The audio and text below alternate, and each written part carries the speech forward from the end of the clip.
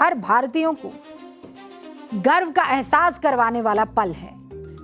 ध्यान से सुनिएगा, भारत की रेल अब सिर्फ पटरी पर ही नहीं बल्कि इतिहास पर भी और इतिहास के पन्नों पर भी दौड़ती हुई नजर आएगी। कभी कोयले के काले धुएं से शुरू हुई भारतीय रेल की यात्रा आज ग्रीन एनर्जी और नई तकनीक के दौर में आ गई है। आपको याद होगा कुछ साल पहले पीएम मोदी ने ग्लासगो में जब COP26 हुआ था, उसके मंच से पूरी दुनिया से यह वादा किया था कि भारत जलवायु परिवर्तन की चुनौती से निपटने में अपनी अहम जिम्मेदारी निभाएगा। यह ट्रेन आपको पता है उसी संकल्प की एक झलक है। कल 17 जुलाई को पीएम मोदी हरियाणा के जींद से भारत की पहली हाइड्रोजन ट्रेन को हरी झंडी दिखाकर सोनीपत के लिए रवाना कर देंगे। अब आप ये जानना चाहेंगे कि इसमें खास क्या है ना? Yes ma'am. इस ट्रेन को नमो ग्रीन रेल का नाम दिया गया है। ठीक है, ये भारतीय रेल की हाइड्रोजन फॉर हेरिटेज पहल का हिस्सा है। इस योजना के तहत 35 हाइड्रोजन ट्रेन चलाने की और तैयारी चल रही है। इस ट्रेन का मकसद क्या है? वो जो हमारे ग्रामीण इलाके हैं ना, उन ग्रामीण इलाकों में चल रहे पुराने डीजल इंजन्स को बदल देना। भारत में अभी भी करीब 3000 डीजल इंजन हैं और 13000 इलेक्ट्रिक इंजन मौजूद हैं, जो प्रदूषण का एक बड़ा कारण है। अब उसको भी तो कम करना है। आप में से बहुत से लोगों के मन में यह भी सवाल आ रहा होगा कि इलेक्ट्रिक ट्रेन से तो प्रदूषण नहीं होता है। बात भी सही है, लेकिन यह भी सोचिए कि इस इलेक्ट्रिक ट्रेन को चलाने के लिए जो बिजली बनाई जाती है उसमें 70 से 75% कोयले का इस्तेमाल होता है, जो प्रदूषण फैलाने का बड़ा कारण है। लेकिन इस हाइड्रोजन ट्रेन की सबसे बड़ी खासियत यह है कि इसमें कोई धुआं नहीं निकलेगा, कोई कार्बन डाइऑक्साइड या प्रदूषण नहीं निकलता। इसमें से सिर्फ पानी की भाप निकलती है। छुक छुक वाली ट्रेन याद आए? पानी की भाप निकलती है, उसमें तो धुआं निकलता था, और इसमें से पानी की भाप और गर्मी निकलती है। इस हैरान करने वाली तकनीक से पहले आपको इसकी कुछ खासियत बताती हूं। यह ट्रेन पूरी तरह से भारत में तैयार की गई है। चेन्नई के इंटीग्रल कोच फैक्ट्री ICF ने इसे तैयार किया है। यह ब्रॉड गेज प्लेटफॉर्म पर दुनिया की सबसे लंबी और सबसे शक्तिशाली हाइड्रोजन ट्रेन है। दुनिया की ज्यादातर यूरोपीय देशों की हाइड्रोजन ट्रेन में 2 से 5 कोच होते हैं, क्योंकि वो स्टैंडर्ड गेज पर चलती है। भारत की इस हाइड्रोजन ट्रेन में 10 कोच होंगे, जिसमें 1200 किलोवाट कैपेसिटी के हाइड्रोजन फ्यूल सेल सिस्टम लगाए जाएंगे। अब मैं आगे आपको बताऊंगी वो सिस्टम क्या है। इस ट्रेन की मैक्सिमम स्पीड 120 किलोमीटर प्रति घंटे की रफ्तार होगी, लेकिन इसे 75 किलोमीटर प्रति घंटे की स्पीड से चलाया जाएगा, क्योंकि जींद से सोनीपत के बीच 13 स्टेशन आते हैं और इन स्टेशन के बीच इतनी दूरी नहीं है कि इसे फुल स्पीड में चलाया जा सके। ट्रेन की स्पीड कम करने में ईंधन का नुकसान होगा, इसीलिए उसे 75 की स्पीड से चलाया जाएगा। यह सुबह 7:40 पर जींद से रवाना होकर 9:40 पर सोनीपत पहुंचेगी और वापसी में सुबह 10:40 पर सोनीपत से चलेगी और दोपहर 1 बजे जींद पहुंच जाएगी। इस ट्रेन का किराया कितना है बता सकते हैं? पर्चा हुआ ना लीक। मात्र 5 रुपए से 25 रुपए तक का किराया। और एक खासियत यह भी है कि ट्रेन दूसरी ट्रेन की तुलना में 60% कम शोर करती है। यात्रियों को शांत और आरामदायक यात्रा का अनुभव मिलेगा। हाइड्रोजन ट्रेन चलते फिरते पावर हाउस यानी बिजली घर की तरह होती है, क्योंकि ये अपनी बिजली खुद बनाती है। इसके लिए बिजली के खंभे और वायर्स की जरूरत नहीं पड़ती है। इस ट्रेन में आगे और पीछे 2 इंजन लगाए जाते हैं। इसमें हर इंजन में हाइड्रोजन टैंक होते हैं, है ना? हाइड्रोजन टैंक या फिर उसे आप सिलेंडर भी कह सकते हैं। इनमें हाइड्रोजन गैस भरी जाती है। हाइड्रोजन टैंक में वही होगा। इस हाइड्रोजन को हवा से ऑक्सीजन लेकर ट्रेन में रखा जाता है। ट्रेन में जो वो फ्यूल सेल स्टैक है उसमें भेजा जाता है। ठीक है, अभी उसको ये जो ट्रेन आपको दिखाई दे रही है, इस ट्रेन के नीचे की तरफ इंजन है, ऊपर आपको कुछ काला काला सा दिखाई दे रहा है, गेट के ठीक ऊपर कुछ काला काला सा दिखाई दे रहा है ना, वो जो ट्रेन के एकदम, हाँ, वो वहां से ऑक्सीजन आएगी, ठीक है। और वो नीचे जो हाइड्रोजन सिलेंडर है वो, और वहां पर जो फ्यूल सेल स्टैक है वो मिलकर एनर्जी को जनरेट करेंगे और फिर वो इंजन को चलाएगा और इंजन फिर पहिए को चलाएगा। इस रासायनिक प्रोसेस से सीधी बिजली बनती है। इस टैरिफ टेरर में डाल दिया है, उसकी शुरुआत कर दी है इस शख्स ने।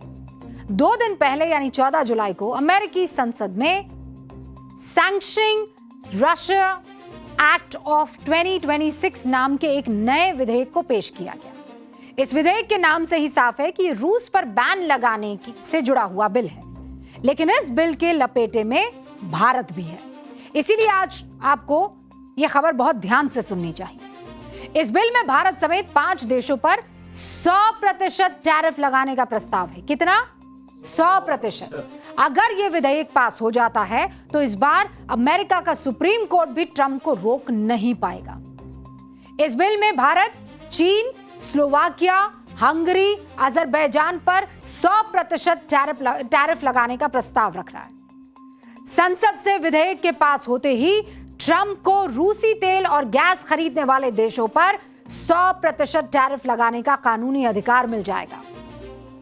इस बिल के शुरुआती प्रस्ताव में रूसी तेल या गैस खरीदने वाले देशों पर 500% तक टैरिफ लगाने का प्रस्ताव था, जिसे बाद में बदलकर कर दिया 100%।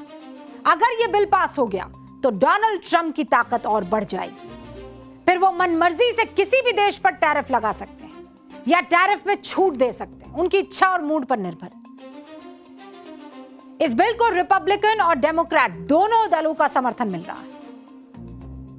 ट्रंप इस बार पुख्ता कानूनी तैयारी के साथ टैरिफ के मैदान में उतरने वाले हैं, क्योंकि पिछली बार फरवरी में अमेरिकी सुप्रीम कोर्ट ने ट्रंप के 50% टैरिफ वाले फैसले को अवैध, असंवैधानिक बताकर खारिज कर दिया था और यह कहा था कि अमेरिका के संविधान के मुताबिक टैक्स या टैरिफ लगाने की असली शक्ति सिर्फ अमेरिकी कांग्रेस के पास है, यानी कि संसद के पास है। अमेरिकी सुप्रीम कोर्ट ने ट्रंप सरकार को वसूले गए जो एक्स्ट्रा टैरिफ था उसे लौटाने का भी आदेश दे दिया था। फिर बाद में अमेरिकी सरकार को अब तक 81 अरब डॉलर से ज्यादा का रिफंड करना पड़ा है। इस कानूनी हार और जगहसाई के बाद अगर ट्रंप प्रशासन सीधे अपने दम पर दोबारा ऐसा कोई बड़ा टैरिफ लगाता तो अदालतें क्या करती? फौरन उसे खारिज कर देती। और इसीलिए दुनिया का बॉस बनने की सनक में चूर ट्रंप नया कानून लेकर आ रहे हैं। ट्रंप प्रशासन के इस बिल को अमेरिका की विपक्षी डेमोक्रेटिक पार्टी पूरा सपोर्ट कर रही है, क्योंकि यह बिल तेल और गैस से रूस को हो रही कमाई पर रोक लगाने वाला बिल है और इसीलिए अमेरिका में सत्ता पक्ष और विपक्ष दोनों एकजुट है। जब अमेरिका की बात आती है ना तो ये लोग सब एक हो जाते हैं, फिर कोई इफ बट नहीं होता। यहां कोई भी देश के विरोध में नहीं जाता या देश हित के विरोध में नहीं जाता। एक बात तो है। आप देखिए कि भारत में विपक्ष क्या कर रहा है। अमेरिका के इस डबल स्टैंडर्ड बिल के खिलाफ सरकार का साथ देने की बजाय कांग्रेस मोदी सरकार को घेरने में जुटी हुई है। कांग्रेस पूछ रही है आखिर भारत की नीतियां कौन तय कर रहा है?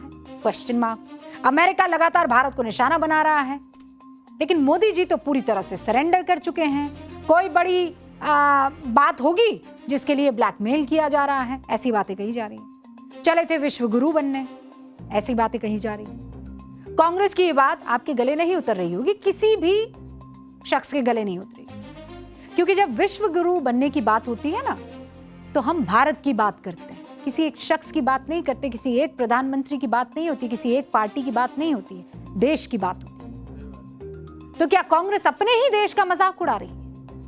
पीएम मोदी की मुखालिफत में कांग्रेस विरोध के जिस निम्न स्तर पर पहुंच गई है उसके बारे में तो बताने की जरूरत पड़ती ही नहीं है। वहां पर वो दोनों एक साथ हैं कि अमेरिका को रशिया के खिलाफ खड़े होना है तो 100% टैरिफ, चलो हम भी साथ हैं। और यहां देखिए कब पिछली बार ये दोनों साथ दिखे थे आपको? कांग्रेस साथ दिखी थी सरकार। टैरिफ के मामले में अमेरिका का डबल स्टैंडर्ड आप देखिए। इस बिल के जरिए ट्रंप एक तीर से दो शिकार करना चाहते हैं। पहला, वो रूस की कमाई रोक सकते हैं। पहला तो यही शिकार, ताकि फंड की कमी हो जाए रशिया को, और फिर यूक्रेन का जो युद्ध है, जो लड़ रहा है रूस, उससे पीछे हटने को रूस मजबूर हो जाए। इस बिल के जरिए ट्रंप का जो दूसरा निशाना है वो है ब्रिक्स। इस संगठन में भारत है, रूस है, चीन है, ब्राजील है, साउथ अफ्रीका है। ये पांचों देश अपनी अपनी करेंसी में ज्यादातर व्यापार करते हैं और चाहते हैं कि डी डॉलराइजेशन हो जाए। इसीलिए ब्रिक्स जो है अमेरिका को पसंद नहीं आता है, उसकी आंखों की किरकिरी बना हुआ है, क्योंकि अमेरिका अपने डॉलर डिप्लोमेसी इसमें नहीं लगा पा रहा है। इस बिल के जरिए ट्रंप दुनिया के 3 ताकतवर एशियाई देशों को परेशान करना चाहता है, जबकि दूसरी तरफ इस बिल में ट्रंप सरकार उन 15 यूरोपीय देश को 100% टैरिफ से छूट देने का प्रस्ताव रख रही है जो रूस से गैस खरीदते हैं। अमेरिका ने जापान, फ्रांस, बेल्जियम, हंगरी जैसे देशों को प्रमुख रूप से टैरिफ टेरर से बाहर रखा है। ये सारे वो मुल्क हैं, कौन कौन से? Japan, France, Belgium, Hungary. इन पर कोई टैरिफ नहीं है, ये रशिया से तेल खरीद सकते हैं। कुल मिलाकर 15 यूरोपीय देशों और अमेरिका के सहयोगी देशों को 100% टैरिफ के दायरे से बाहर रख दिया गया है। अमेरिका इन देशों को यह कहकर छूट दे रहा है कि ये देश रूस से 15% से कम गैस की आयात कर रहा है, और ये देश लगातार रूस पर अपनी ऊर्जा निर्भरता को खत्म करने के लिए कदम उठा रहे हैं। यही अमेरिका का दोहरा मापदंड है, डबल स्टैंडर्ड है। एक्सपर्ट कह रहे हैं अमेरिका को उसकी ये चाल उल्टी पड़ेगी। अब लोगों के दिमाग में ये सवाल घूम रहा है कि अगर अमेरिकी संसद में ये बिल पास हो जाता है तो भारत अमेरिका के बीच जो ट्रेड डील अभी अपने अंतिम दौर में चल रही है उसका क्या होगा, क्योंकि दोनों देश अभी भी इसी मुद्दे पर माथापच्ची कर रहे हैं, किस प्रोडक्ट पर कितना टैरिफ लगाया जाए। दोनों देश बिना किसी ग्लोबल कंपटीशन के अपना सामान कैसे बेच सकते हैं। लेकिन अगर बिल पास हो जाता है, ट्रंप भारत पर 100% टैरिफ लगाने का फैसला लेता है, तो अमेरिका के साथ भारत की डील खटाई में पड़ेगी। क्लियर बात। इस नए बिल में राष्ट्रपति ट्रंप को यह ताकत दी गई है कि वो जिस भी देश को चाहे उस देश को चुनकर उस पर 100% का टैरिफ लगा सकते हैं, छूट दे सकते हैं, कम कर सकते हैं, बढ़ा सकते हैं। इसीलिए सवाल उठता है कि क्या जिस तरह अमेरिका मिसाइल की नोक पर ईरान से डील करना चाहता है, उसी तरह वो भारत को भी 100% टैरिफ का डर दिखाकर भारत के साथ मनचाही डील करने का दबाव बनाना चाहता है। और ट्रंप